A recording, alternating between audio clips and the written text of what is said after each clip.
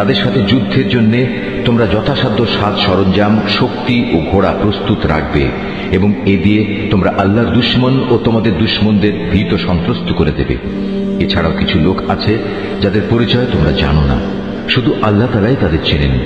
আল্লাহ তাআলার পথে তোমরা যা কিছুই ব্যয় করবে তার পুরোপুরি প্রতিদান তোমাদের পরকালে আদায় করে দেয়া হবে এবং তোমাদের উপর বিন্দু মাত্র জুলুম করা হবে না। হে মুহাম্মদ, তারা যদি সন্ধির প্রতি আগ্রহ দেখায় তাহলে তুমিও সন্ধির দিকে ঝুঁকে যাবে এবং সর্বদা আল্লাহর উপরই ভরসা করবে। অবশ্যই আল্লাহ তাআলা সব কিছু শোনেন, সবকিছু দেখেন। আর যদি কখনো তারা সন্ধির আড়ালে তোমাকে ধোঁকা দিতে চায় তাহলে তোমার দুশ্চিন্তাগ্রস্ত হওয়ার কোনো কারণ নেই, কেননা তোমার রক্ষার জন্য তো আল্লাহ তাআলাই যথেষ্ট। তিনি তাঁর সরাসরি সাহায্য ও একদল মোমেন দ্বারা তোমাকে শক্তি জুগিয়েছেন। আল্লাহ তাআলা এই মোমেনদের দিলকে পারস্পরিক ভালোবাসা ও সম্প্রীতির বন্ধনে আবদ্ধ করে দিয়েছেন।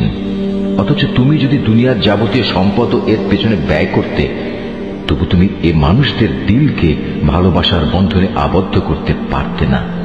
কিন্তু আল্লাহ তাআলা এদের মাঝে প্রীতি স্থাপন করে দিয়েছেন।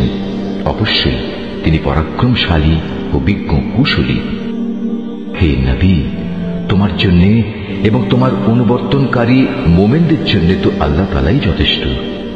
হে নবী, তুমি মোমেনদের যুদ্ধের জন্য উদ্বুদ্ধ করো। মনে রেখো, তোমাদের মধ্যে 20 জন লোকও যদি ধৈর্যশীল হতে পারে তাহলে তারা 200 লোকের উপর বিজয়ী হবে। আবার তোমাদের মাঝে এমন লোকের সংখ্যা যদি 100 হয় তাহলে তারা 1000 লোকের উপর জয়লাভ করবে। এর কারণ হচ্ছে তারা এমন জাতি যারা আল্লাহর শক্তি সম্পর্কে কিছুই বুঝে না। এই নিশ্চয়তা দ্বারা এখন আল্লাহ তাআলা তোমাদের উপর থেকে উদ্বেগ ও দুশ্চিন্তার বোঝা হালকা করে দিয়েছেন। যেহেতু তিনি একথা জানেন তোমাদের মধ্যে কিছু দুর্বলতা রয়েছে, অতঃপর তোমাদের মধ্যে যদি 100 ধৈর্যশীল মানুষ থাকে তাহলে তারা 200-র উপর বিজয়ী হবে। আবার যদি থাকে তোমাদের 1000 ধৈর্যশীল ব্যক্তি তাহলে তারা আল্লাহ তাআলার হুকুমে বিজয়ী হবে 2000 লোকের উপর। জেনে রেখো, আল্লাহ তাআলা ধৈর্যশীলদের সাথেই রয়েছেন।